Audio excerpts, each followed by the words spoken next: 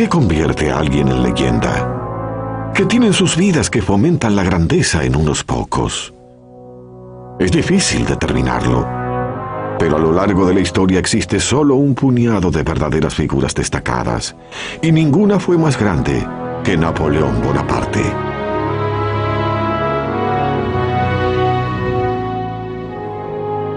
Esta es la tumba del más famoso gobernante del mundo, uno de los hombres más interesantes e indescifrables, y uno de mis personajes favoritos.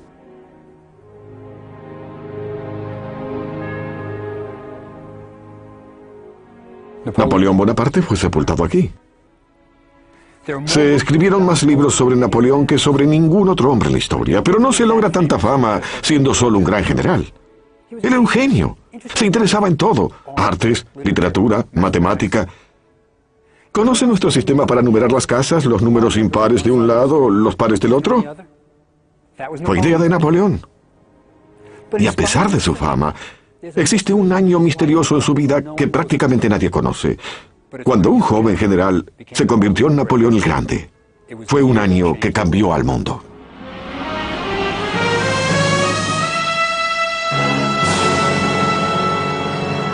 La obsesión de Napoleón. Egipto. Nuestra historia se inicia hace 200 años, en Egipto. Una tierra virtualmente desconocida para los europeos de esa época. Este era un país que había perdido el contacto con su glorioso pasado, con sus enormes templos y monumentos cubiertos de misterio,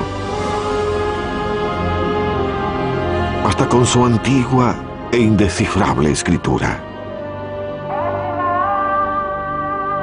El Egipto de la época de Napoleón era un país islámico.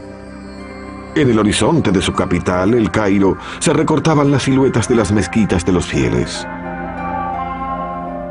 Bonaparte tenía solo 29 años y había asombrado al mundo con sus victorias militares en Italia. Quería sentar las bases de su fama y su gloria conquistando Egipto. ¿Y por qué Egipto? Francia se hallaba en guerra con Gran Bretaña, y conquistando Egipto, Napoleón bloquearía las rutas comerciales de la posesión más preciada de Gran Bretaña, India. También existía otro motivo. Bonaparte se sentía ávido de nuevos desafíos. Europa, escribió, no es más que una madriguera. Allí todo se echa a perder. Mi gloria ya es pasada y esta diminuta Europa no me ofrece mucho más. Debemos ir al Oriente. Todas las grandes glorias se ganaron allí. En busca de fama y gloria, Napoleón seguiría los pasos de su héroe, Alejandro Magno. Se embarcará hacia Egipto, esa tierra exótica que durante siglos permaneció aislada del mundo occidental. Luego de semanas en alta mar, los franceses desembarcaron en Alejandría, que entonces era un aletargado puerto de mar, y capturaron la ciudad con muy poca resistencia. El país no estaba siquiera gobernado por los egipcios, sino por los guerreros mamelucos que habían tomado el control de Egipto. En el siglo XIII, el sultán egipcio compró 12.000 jóvenes esclavos, los mamelucos, en las montañas del Cáucaso, cerca de Armenia, y los entrenó para formar un cuerpo guerrero de élite. Los mamelucos pronto derrocaron al sultán y se establecieron en El Cairo, desde donde gobernaron todo el país. Muy pronto Bonaparte se enfrentaría a ellos, y por supuesto es más sencillo decirlo que hacerlo. Este es el desierto egipcio, caluroso, muy caluroso. Alcanza los 54 grados centígrados en verano. A los turistas se les aconseja llevar sombrero, ropa liviana, beber 1 litro de agua por hora. Bonaparte llegó en julio. Sus hombres llevaban uniformes muy abrigados y ninguna botella de agua. ¿Por qué? Porque Bonaparte era una contradicción viviente. Tenía el control sobre el más insignificante detalle de su campaña. Era un gran estratega, pero cuando quería algo, era a toda costa. El Cairo era lo que él quería y se hallaba a 200 kilómetros. Entonces, se dispuso a atravesar el desierto con su ejército, sin mapas adecuados, sin pertrechos suficientes y con muy poca cantidad de agua. Napoleón era ahorrativo para todo, excepto la vida de sus hombres. Durante la marcha a través del desierto, el calor era insoportable y las tropas comenzaron a despojarse de su ropa. Trastornados por el calor y la falta de agua, muchos vaciaron sus raciones. ¿Quién comería galletas mientras se muere de sed? El polvo secaba sus gargantas y la arena quemaba sus pies cuando los soldados marchaban hacia el Cairo. Para aumentar su sufrimiento, las lagunas y estanques brillaban en el horizonte lejano, pero eran inalcanzables. Los soldados los llamaban espejismos o visiones. Atormentados por esperanza de hallar agua, cuando descubrían que solo era una ilusión, muchos hombres perdían el juicio y se suicidaban. Todos los pozos hallados fueron vaciados en minutos. Un sargento francés escribió: más de 30 soldados murieron cerca de esos manantiales. Cuando finalmente los soldados llegaron al Nilo, rompieron filas y se arrojaron al agua. Algunos saltaban vestidos y armados, se bañaron y nadaron durante horas, bebiendo todo cuanto podían. Luego devoraron sandías de los campos cercanos. Cuando llegaron a El Cairo, muchos tenían disentería. Pasaron 3 semanas desde que el ejército desembarcó en la costa egipcia y ahora se preparaba para la batalla. La línea de batalla de los mamelucos fue marcada a 1,5 kilómetros de los franceses. Tras ellos asomaban las grandes pirámides. A la izquierda, las mezquitas refulgían en el horizonte del Cairo. A las 2 p.m., en la hora más calurosa del día, el ejército francés se preparó para enfrentar a los mamelucos.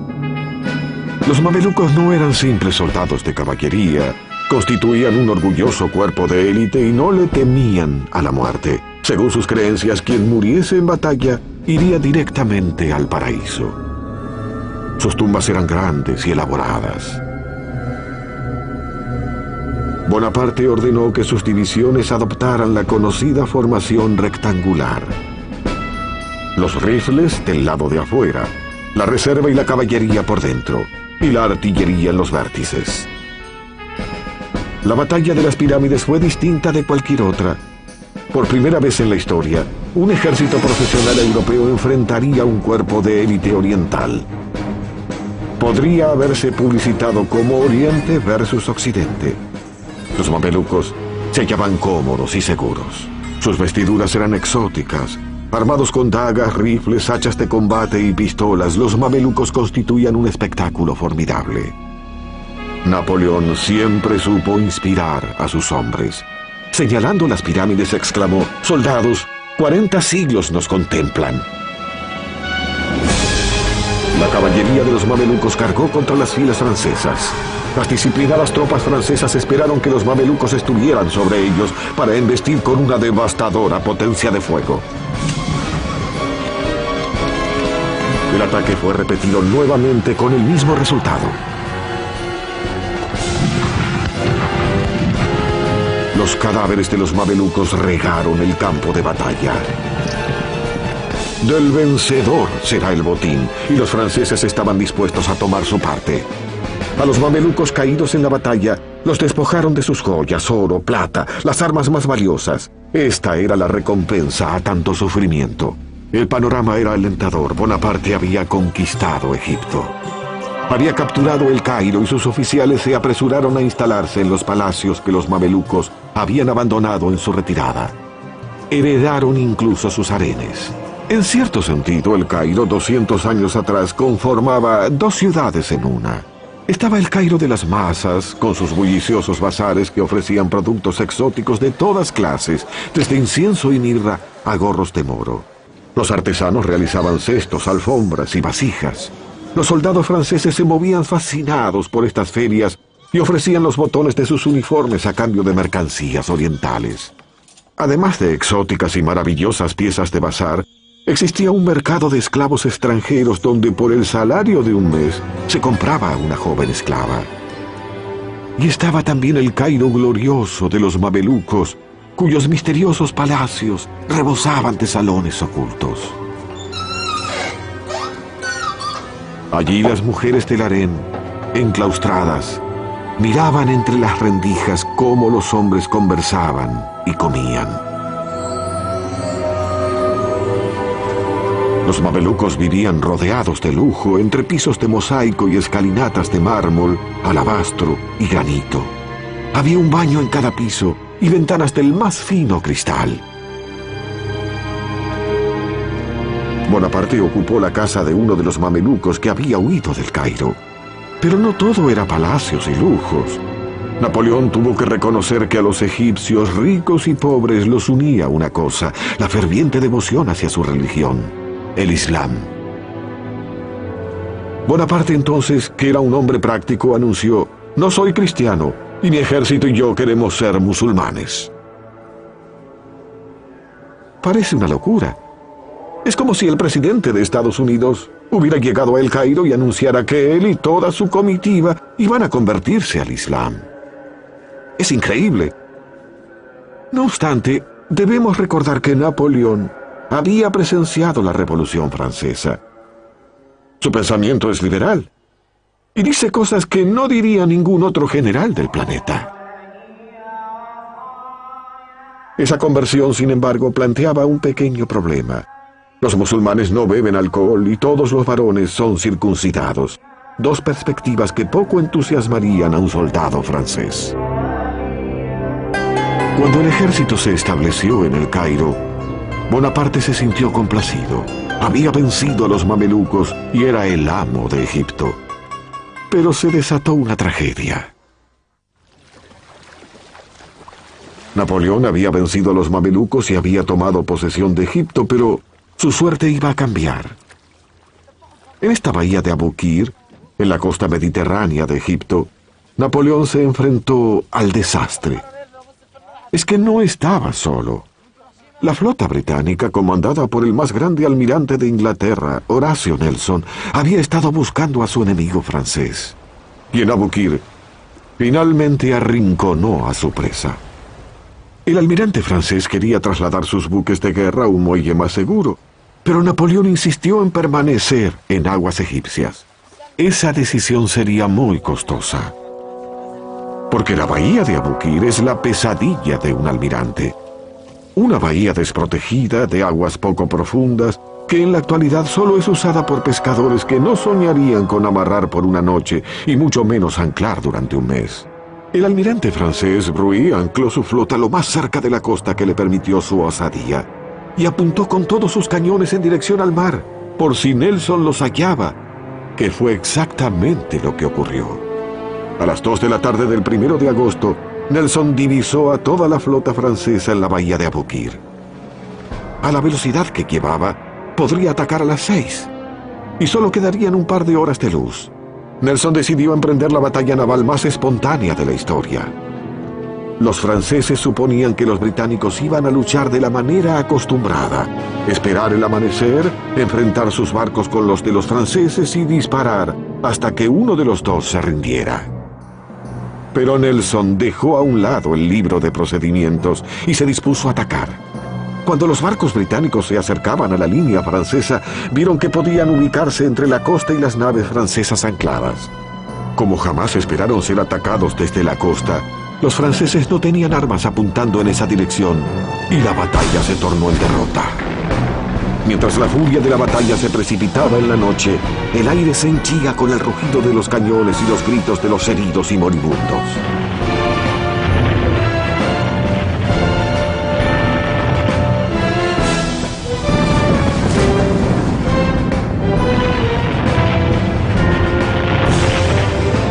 L'Orient, la embarcación más grande del mundo con 120 cañones, estaba por sucumbir. Se incendiaba y, como la habían pintado recientemente, era muy inflamable. Cuando el fuego llegó al depósito de pólvora, el barco explotó con un rugido que pudo oírse a 80 kilómetros. Sin dudas, fue el ruido más ensordecedor que habían oído. Conmocionados, los hombres de ambos bandos dejaron de combatir durante 10 minutos.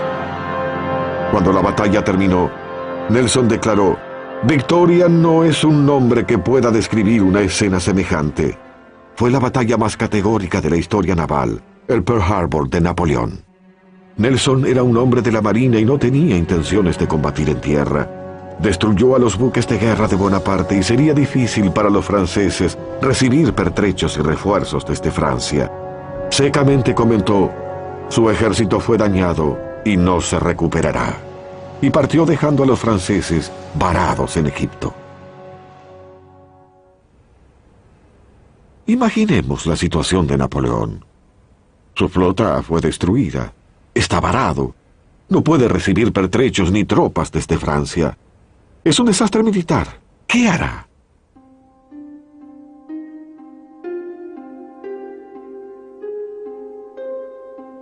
Funda aquí un instituto científico. No era un soldado común. Era un general con un ánimo increíble y una gran capacidad intelectual. El Instituto de Napoleón estaba compuesto por científicos, académicos y artistas a quienes había llevado con él para estudiar todos los aspectos de Egipto. Uno de mis favoritos era Vivant Denon, el artista que ayudó a Bonaparte a llevar el arte italiano a Francia durante la campaña de Italia. A los 55 años, Denon era uno de los miembros de más edad en la campaña de Egipto, pero se conformaba bosquejando los templos mientras las balas zumbaban sobre su cabeza. Además estaba el general Caffarelli a cargo del cuerpo de ingenieros. Había perdido una pierna luchando en Alemania y caminaba ágilmente con una de madera. A Bonaparte le agradaba su buena disposición y llevaba a Caffarelli a todas partes. En la primera sesión del instituto, Bonaparte, que era su vicepresidente, sugirió algunos temas de investigación para los científicos. ¿Cómo mejorar el pan? Era francés. ¿Existen materias primas para fabricar pólvora en Egipto? Era un soldado. ¿Cómo podemos perfeccionar el sistema legal? También era un pensador. Los científicos eran libres de investigar los temas por su cuenta, e incluso el más tímido de todos se hallaba más ansioso por explorar las pirámides que por hurgar en los hornos de pan. Una vez formado el instituto, Bonaparte estuvo listo para su excursión a las pirámides. Y como a cualquier otro turista, le habrán mostrado una momia. Cuando Bonaparte visitó las pirámides, debió sentirse realmente impresionado. Recordemos que la Gran Pirámide duplicaba en altura todos los edificios de Francia. Antes de la Torre Eiffel, este era el edificio más alto de la Tierra. Napoleón ordenó a algunos soldados escalar la Gran Pirámide, pero él permaneció en la base. Poseía una aguda mente matemática y calculó que en las 3 pirámides había suficientes piedras para construir un muro de 3 metros de altura por 1 metro de espesor que rodease toda Francia. Mientras Bonaparte soñaba con construir un imperio en Oriente, en París tenía verdaderos problemas. Estaba por desatarse un escándalo que lo marcaría por el resto de su vida. Antes de partir hacia Egipto, Napoleón había desposado a Josefina, una viuda mayor que él, de escandalosa reputación. Apenas su esposo llegó a Egipto, Josefina tuvo un comportamiento digno de su mala fama y su falta de moderación. Gastó el dinero de su esposo como si no tuviese fin y compró Malmaison, un castillo en las afueras de París, que amobló fastuosamente. Era indiscreta y se paseaba por París en compañía de jóvenes apuestos y elegantes. Eso dio que hablar. Napoleón prefirió ignorar las cartas que revelaban sus infidelidades y desoír lo obvio. Sabía entender a los hombres. Podía lograr que hiciesen su voluntad. Pero si se trataba de mujeres, no tenía idea. Si la hubiera tenido, jamás se habría casado con Josefina. Pero finalmente Bonaparte se vio obligado a aceptar las infidelidades de Josefina. Afligido ante su vida licenciosa, Napoleón halló consuelo en los brazos de Pauline Furet, una joven de 20 años, esposa de un teniente. El teniente Furet fue despachado hacia París y Pauline se mudó a una mansión cercana a la de Napoleón. Mientras el amorío prosperaba, el Instituto Científico comenzó a estudiar Egipto. El artista Denon se sentía apabullado por la grandiosidad de la Esfinge y escribió: aunque sus proporciones son colosales, los contornos que se preservan son exquisitos y delicados. La expresión del rostro es afable, suave y serena. La boca, de labios gruesos, tiene la sensualidad que brinda una ejecución refinada y es verdaderamente admirable. Es la vitalidad de la carne. Denon deseaba ver el resto de Egipto y acompañó entonces al ejército francés, que perseguía a los mamelucos hacia el sur.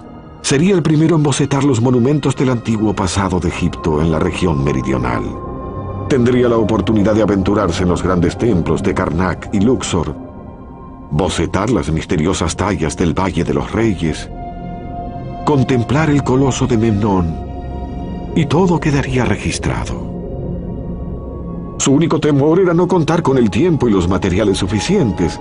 En realidad se quedó sin lápices y resolvió el problema derritiendo balas de plomo e improvisando. Aún hoy los llamamos lápices de plomo. Conmovido por las antigüedades de Egipto, Denón pedía constantemente más tiempo a los soldados para dibujar templos y tumbas. Fue el primer artista profesional que ingresó en el Valle de los Reyes, la legendaria sepultura de los faraones de Egipto. Denón jamás había visto un paisaje semejante, un valle aislado bajo el sol abrasador, desprovisto de vida, donde, excavadas a los costados del valle, se divisaban unas cuevas taponadas de escombros. En su interior se hallaban las tumbas de los reyes. Estaba desesperado por registrar sus pinturas de brillantes colores. ¿Cómo iba a ser posible dejar atrás ejemplares tan valiosos sin haberlos copiado? ¿Cómo regresar?, dijo, sin ningún boceto para mostrar. Febrilmente exigí un cuarto de hora y me dieron 20 minutos. Una persona iluminaba cada objeto que yo le señalaba y completé mi tarea con buen ánimo y precisión. Denón no fue el único científico que trabajó en el Valle de los Reyes. Los jóvenes miembros del instituto, René de Villiers y Prosper Jollois, estaban viviendo la más grande oportunidad de sus vidas. Cuando los faraones fueron sepultados aquí, las pirámides tenían ya 1000 años de antigüedad. Eran monumentos arcaicos. Por eso los reyes de Egipto eligieron un sitio coronado por una pirámide natural para proteger sus tumbas.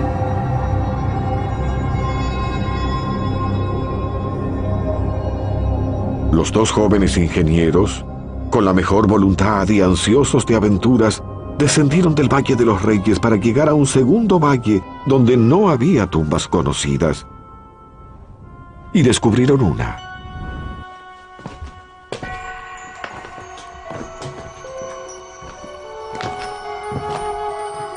Tras atravesar a duras penas los pasadizos, cuesta abajo llegaron hasta un foso diseñado para desviar el agua de lluvia y proteger la tumba.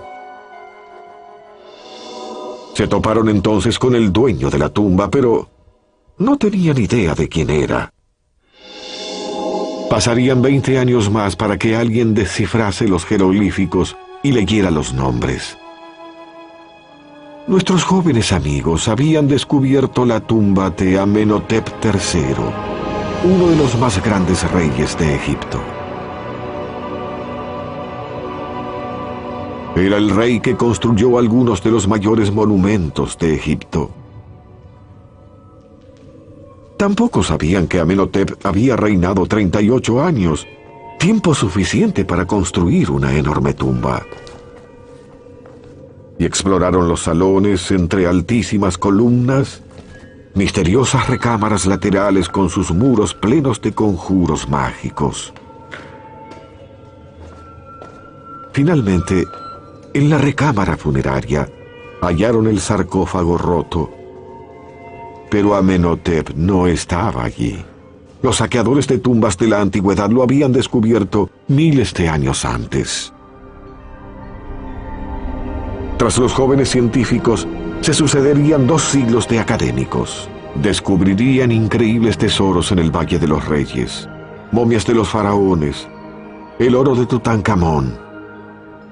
Pero Napoleón jamás vería el valle. Una revuelta se había desatado en el Cairo y él estaba luchando por su vida.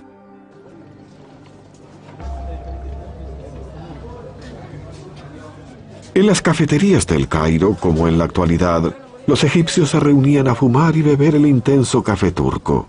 Prohibido pedir leche. Inevitablemente se hablaba de política y de la invasión francesa, pero se murmuraba sobre la revuelta. El poder de Bonaparte sobre la ciudad estaba desmoronándose. Bonaparte había tratado de convencer a los egipcios de que era un musulmán como ellos, su amigo y libertador. Pero nunca le creyeron.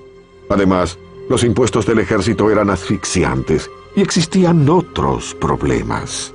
Un escritor árabe de la época observó: la presencia de los franceses en el Cairo era intolerable, especialmente porque los egipcios veían a sus esposas e hijas transitando las calles sin velo y comportándose como propiedad de los franceses, con quienes eran vistas en público y con quienes cohabitaban. Ante estos hechos, los musulmanes morían de vergüenza. Comenzaban entonces a bullir los signos de una revuelta. De sus púlpitos, los líderes religiosos del Cairo predicaban contra los franceses infieles, y el 21 de octubre se desató el infierno. Uno de los líderes religiosos exclamó: «Quienes crean en un solo Dios, diríjanse a la mezquita de Al-Azhar. Hoy es el día de combatir al infiel». A las 6 de la mañana, los fieles musulmanes recorrían las calles del Cairo con varas y mosquetes. Pronto, pequeños grupos de soldados franceses fueron atacados y el general Dupé, comandante del Cairo, fue asesinado. Bonaparte, encolerizado, ordenó que los cañones del Alcázar apuntaran hacia la mezquita de Al-Azhar y todo lo que hubiese cerca. El asalto duró 12 horas. Un relato árabe dice: este bombardeo fue tan terrible que la gente corría por las calles buscando refugio en los huecos. Finalmente, los rebeldes egipcios que se ocultaban en la mezquita se rindieron. Aún hoy se pueden ver las marcas del bombardeo. Fue entonces cuando Napoleón echó todo a perder. Sus soldados entraron a caballo en la mezquita. Eso es inconcebible. A una mezquita ni siquiera se entra con los zapatos puestos. Ningún partidario del Islam habría permitido eso. La revuelta del Cairo pudo haber terminado, pero también se acabó la posibilidad de que Bonaparte lograse el apoyo musulmán.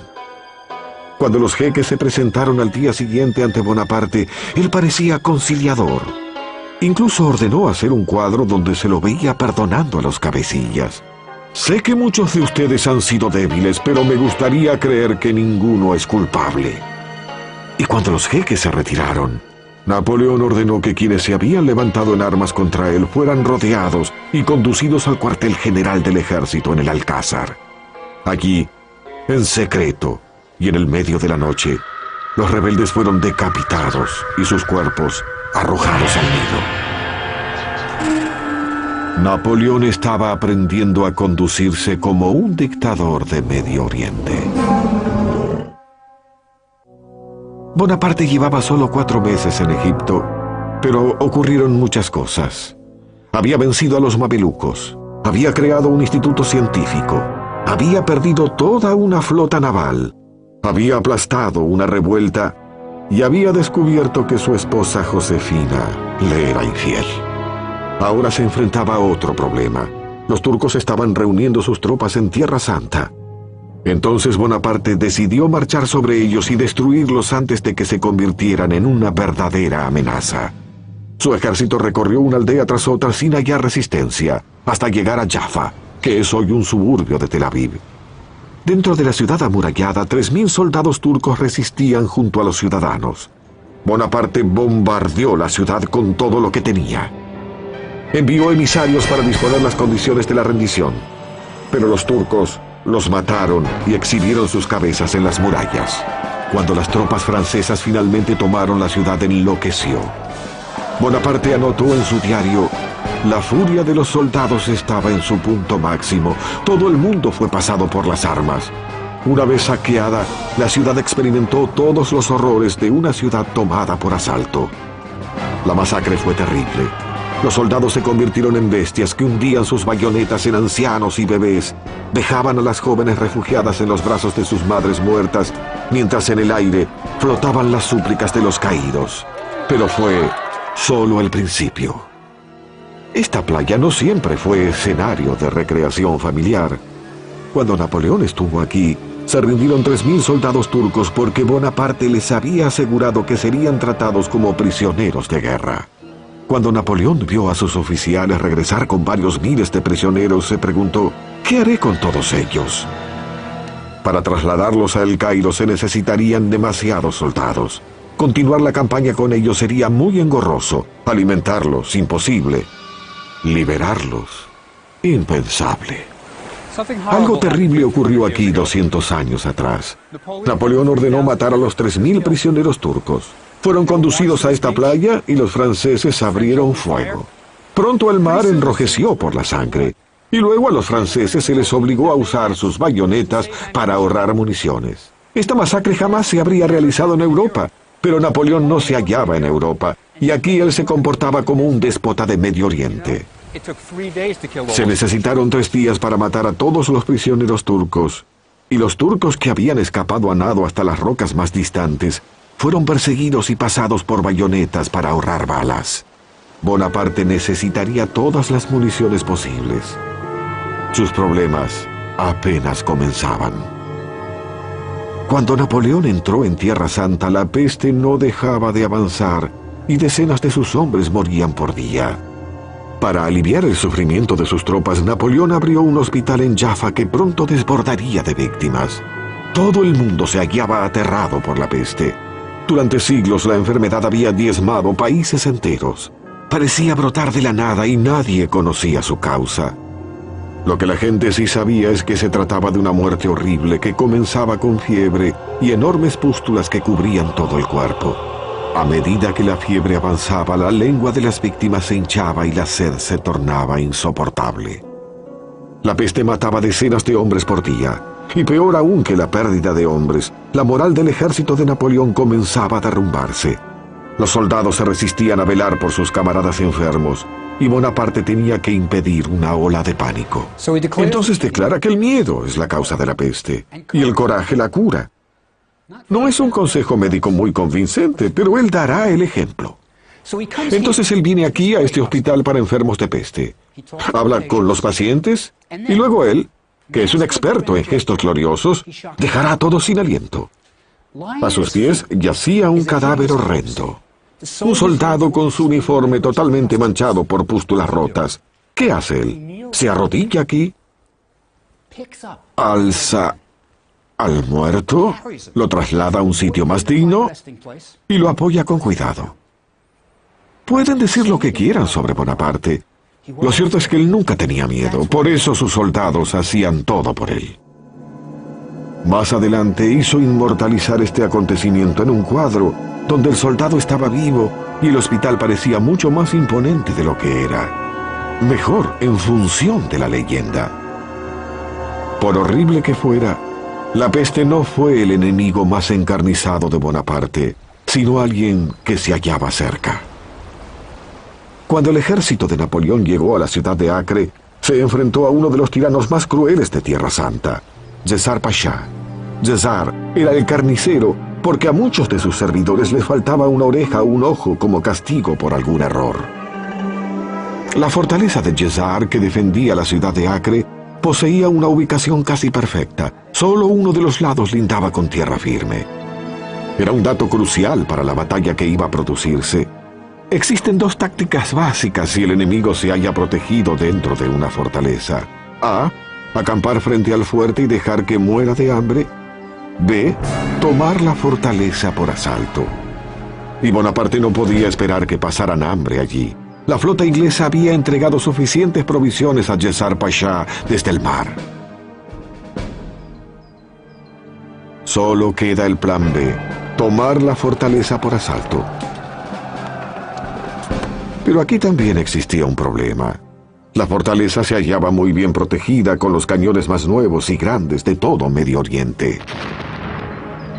Napoleón había perdido su artillería pesada frente a la armada británica, y atacar una fortaleza así sin un poderoso armamento sería un suicidio militar.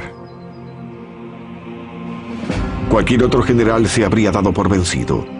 ¿Pero qué hizo Napoleón? Atacó la fortaleza. Como dije, tenía 29 años y jamás perdió una batalla importante. Pero el asalto sería terriblemente difícil. Los británicos habían ubicado sus cañones en una isla pequeña frente a la costa para proteger la zona más vulnerable, las puertas principales de la ciudad. Caffarelli El hombre de una sola pierna concluyó que debían atacar la zona más alejada de las armas británicas. Y eligió atacar la torre desde uno de los ángulos. Una vez dentro de ella, los franceses podrían asaltar la fortaleza, pero para llegar allí tenían que atravesar uno de los fosos. Caffarelli se dedicó a supervisar la operación. Los franceses acamparon a medio kilómetro del foso. Un ingeniero fue enviado a realizar un reconocimiento, pero un francotirador lo mató, y entonces Bonaparte no contaba con ningún dato sobre su profundidad y tipo de construcción. Solo divisaban una leve pendiente desde la parte superior hasta el suelo. Cuando los hombres finalmente se lanzaron al ataque, descubrieron que la pendiente del foso terminaba abruptamente en un muro vertical de 6 metros. Desesperados, los franceses intentaron armar escaleras para atravesar el foso, pero era imposible. Los hombres del Yesar disparaban sobre ellos, y el foso se convirtió en una trampa mortal. Sitiar al enemigo era algo que Napoleón detestaba, porque las tropas se veían obligadas a atacar sobre una zona pequeña. Prefería las batallas donde las tropas podían realizar movimientos abiertos, donde se ponía en juego su genialidad como estratega. Y ahora Bonaparte se estaba quedando sin municiones. Entonces mandó distribuir un bando especial alentando a sus hombres a hurgar en el campo de batalla y recuperar las balas de cañón. A cada hombre se le pagaba según el tamaño de la bola de cañón que lograba recuperar. Algunos soldados emprendedores construyeron una fortificación falsa en la playa y esperaron que Yesar o los británicos disparasen las detonaciones más grandes, porque era más fácil desenterrar las balas de cañón de la arena y les pagaban el doble por su tamaño mayor. Los soldados darían buen uso a ese dinero extra porque no se les pagaba desde hacía meses. A pesar de los esfuerzos de Bonaparte, Acre no cayó y se difundió la noticia de que más tropas turcas se preparaban para invadir Egipto. Napoleón tuvo que levantar su tienda y retirarse furtivamente en medio de la noche. Había experimentado su primera gran derrota en batalla. Pero eso no se vislumbraba en el mensaje que envió a El Cairo. «He arrasado el palacio de Yesar y las murallas de Acre», decía, «y he bombardeado la ciudad de tal manera que ni una roca quedó en su lugar». Eso es controlar la situación. En la actualidad la fortaleza está en pie, en las costas de Israel. Pero una cosa que no podía disimular eran sus bajas. El favorito de Bonaparte, Caffarelli, el hombre de una sola pierna, tenía el brazo destrozado por una bala de cañón y murió 18 días después. Aquí fue sepultado. Mientras el ejército regresaba a El Cairo, Bonaparte se veía frente a difíciles decisiones. Muchos de sus hombres, demasiado débiles para seguir adelante, debieron ser abandonados en el camino. Los que podían soportar el viaje iban montados en caballos y camellos. Pero también se necesitaban animales para transportar cañones de campaña. Y Napoleón no tenía suficientes. Al llegar a Tantura, 22 cañones fueron arrojados al mar para liberar más caballos y camellos que pudieran transportar a los heridos. El cirujano Larrey creó el camello ambulancia. Bonaparte caminaba. Cuando los hombres llegaron a Jaffa, donde Bonaparte había masacrado a los soldados turcos, quedaban aún más decisiones por tomar. Los soldados que se hallaban en el hospital para enfermos de peste estaban muy enfermos para partir, y los turcos se aproximaban. Hoy el pintoresco monasterio armenio que una vez albergó tantos padecimientos es irreconocible. Pero aquí, de pie, uno puede imaginar los gritos desesperados de hombres que aguardaban la muerte. Y en estos recintos se desarrolló una tragedia moral 200 años atrás. Bonaparte ordenó que los pacientes franceses víctimas de la peste fuesen envenenados para evitar que los hombres del Yesar los torturasen. El veneno fue administrado por el farmacéutico en jefe del ejército, quien deliberadamente administró dosis pequeñas a los pacientes y algunos vivieron para contar la historia. Bonaparte insistió en que el veneno fuera dejado junto a la cama de los pacientes para que ellos pudieran ingerirlo voluntariamente. Cuando Napoleón finalmente se aproximó a El Cairo, ordenó detener las tropas. Tenía un plan.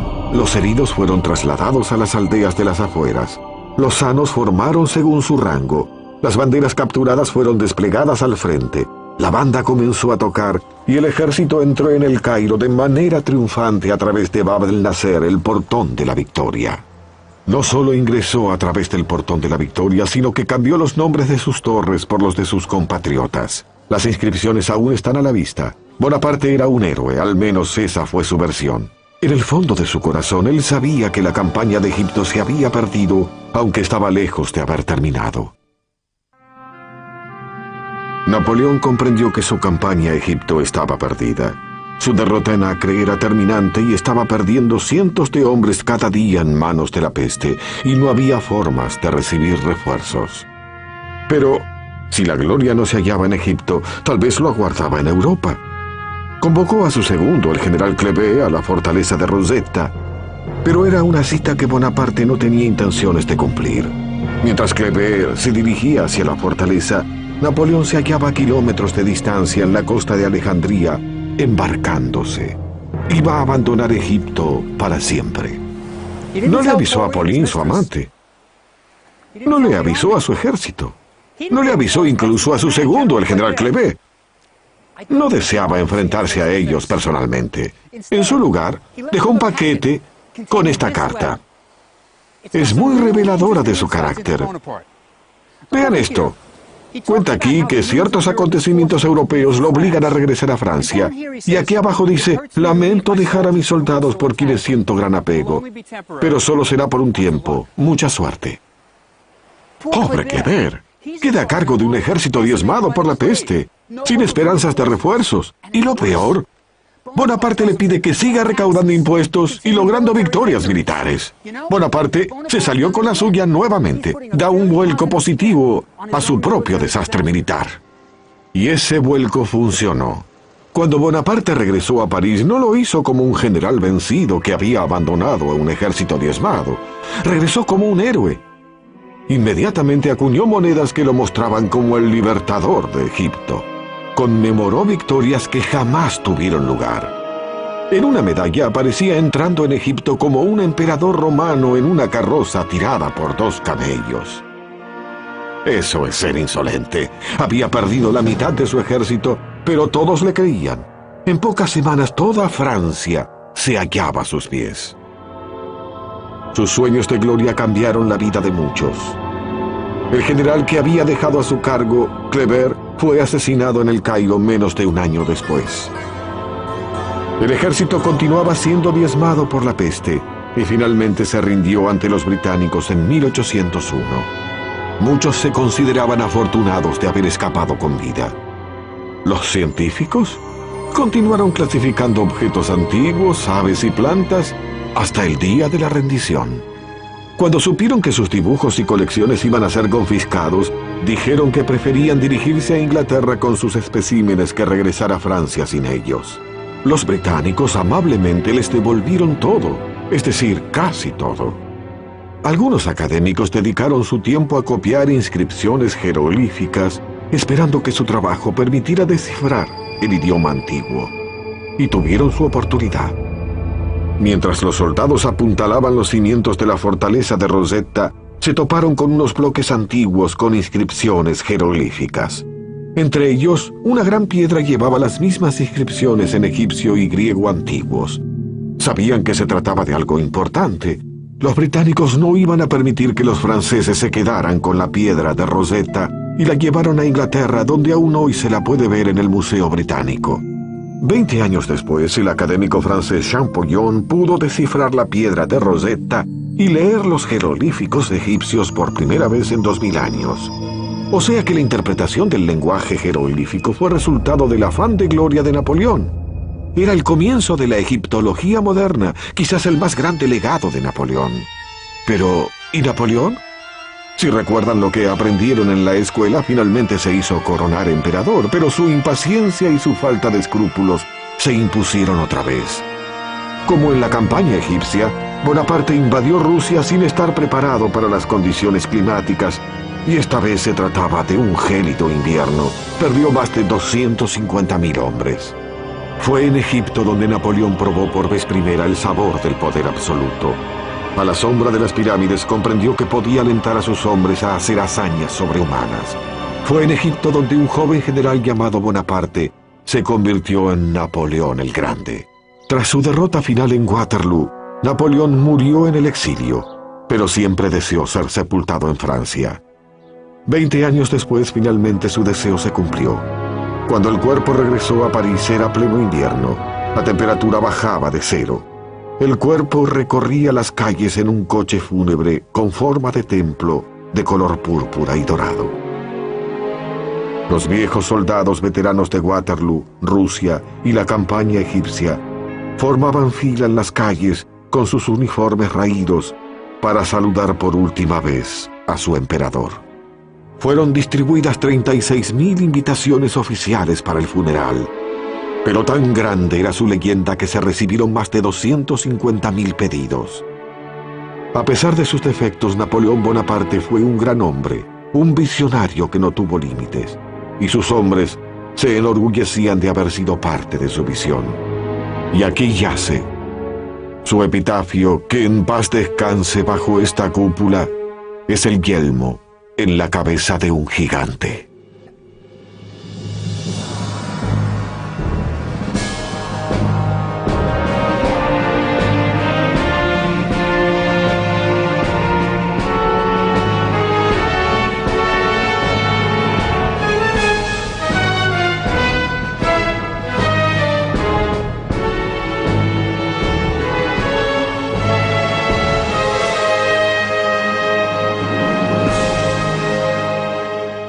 Su héroe Alejandro Magno. Se embarcará hacia Egipto, esa tierra exótica que durante siglos permaneció aislada del mundo occidental.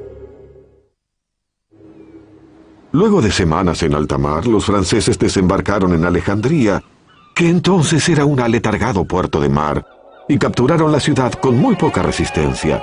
El país no estaba siquiera gobernado por los egipcios, sino por los guerreros mamelucos que habían tomado el control de Egipto.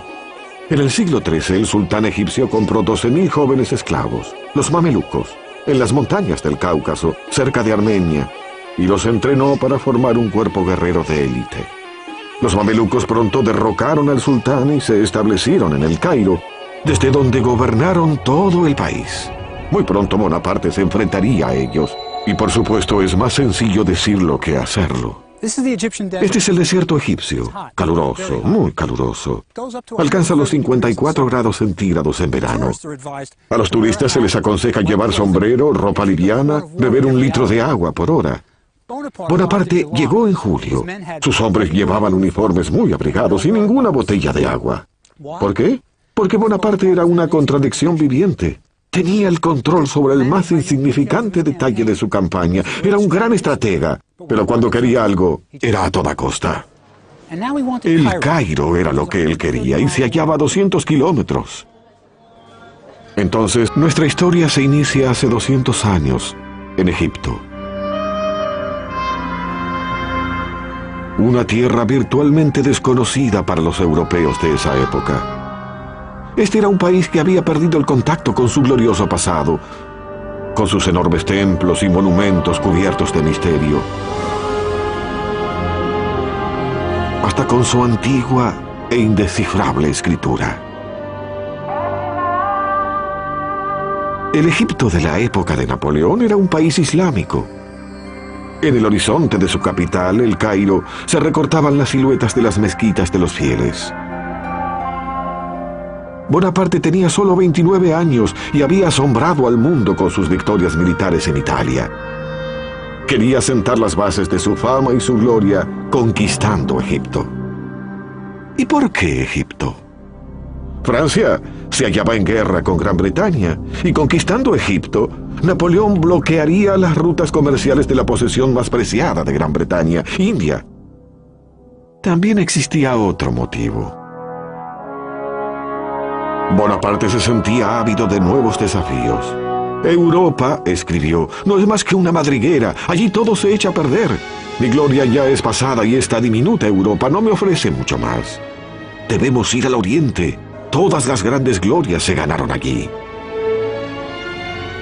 En busca de fama y gloria, Napoleón seguiría los pasos de Embarcó en la costa egipcia y ahora se preparaba para la batalla.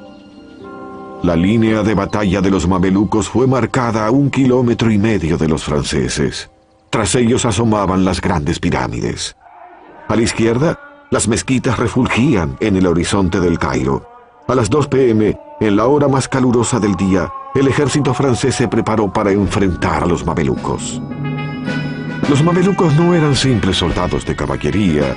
Constituían un orgulloso cuerpo de élite y no le temían a la muerte. Según sus creencias, quien muriese en batalla iría directamente al paraíso. Sus tumbas eran grandes y elaboradas. Bonaparte ordenó que sus divisiones adoptaran la conocida formación rectangular. Los rifles del lado de afuera, la reserva y la caballería por dentro, y la artillería en los vértices. La batalla de las pirámides fue distinta de cualquier otra. Por primera vez en la historia, un ejército profesional europeo enfrentaría un cuerpo de élite oriental. Podría haberse publicitado como Oriente versus Occidente. Los mamelucos se hallaban cómodos y seguros. Sus vestiduras eran exóticas. Armados con dagas, rifles, hachas de combate y pistolas, los mamelucos constituían un espectáculo formidable. Napoleón siempre supo inspirar a sus hombres. Señalando las pirámides, exclamó: «Soldado». ¿Qué convierte a alguien en leyenda? ¿Qué tienen sus vidas que fomentan la grandeza en unos pocos? Es difícil determinarlo, pero a lo largo de la historia existe solo un puñado de verdaderas figuras destacadas, y ninguna fue más grande que Napoleón Bonaparte.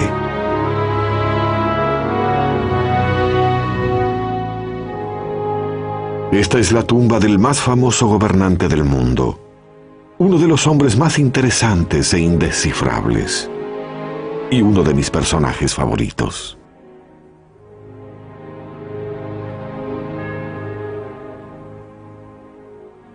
Napoleón Bonaparte fue sepultado aquí. Se escribieron más libros sobre Napoleón que sobre ningún otro hombre en la historia, pero no se logra tanta fama siendo solo un gran general. Él era un genio. Se interesaba en todo: artes, literatura, matemática. ¿Conoce nuestro sistema para numerar las casas, los números impares de un lado, los pares del otro? Fue idea de Napoleón. Y a pesar de su fama, existe un año misterioso en su vida que prácticamente nadie conoce. Cuando un joven general se convirtió en Napoleón el Grande, fue un año que cambió al mundo.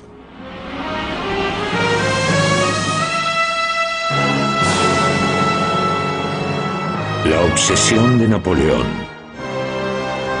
Egipto. Se dispuso a atravesar el desierto con su ejército, sin mapas adecuados, sin pertrechos suficientes y con muy poca cantidad de agua. Napoleón era ahorrativo para todo, excepto la vida de sus hombres. Durante la marcha a través del desierto, el calor era insoportable y las tropas comenzaron a despojarse de su ropa. Trastornados por el calor y la falta de agua, muchos vaciaron sus raciones. ¿Quién comería galletas mientras se muere de sed? El polvo secaba sus gargantas y la arena quemaba sus pies cuando los soldados marchaban hacia el Cairo. Para aumentar su sufrimiento, las lagunas y estanques brillaban en el horizonte lejano, pero eran inalcanzables. Los soldados los llamaban espejismos o visiones. Atormentados por esperanza de hallar agua, cuando descubrían que solo era una ilusión, muchos hombres perdían el juicio y se suicidaban. Todos los pozos hallados fueron vaciados en minutos. Un sargento francés escribió: «Más de 30 soldados murieron cerca de esos manantiales». Cuando finalmente los soldados llegaron al Nilo, rompieron filas y se arrojaron al agua. Algunos saltaban vestidos y armados, se bañaron y nadaron durante horas, bebiendo todo cuanto podían. Luego devoraron sandías de los campos cercanos. Cuando llegaron a El Cairo, muchos tenían disentería. Pasaron 3 semanas desde que el ejército de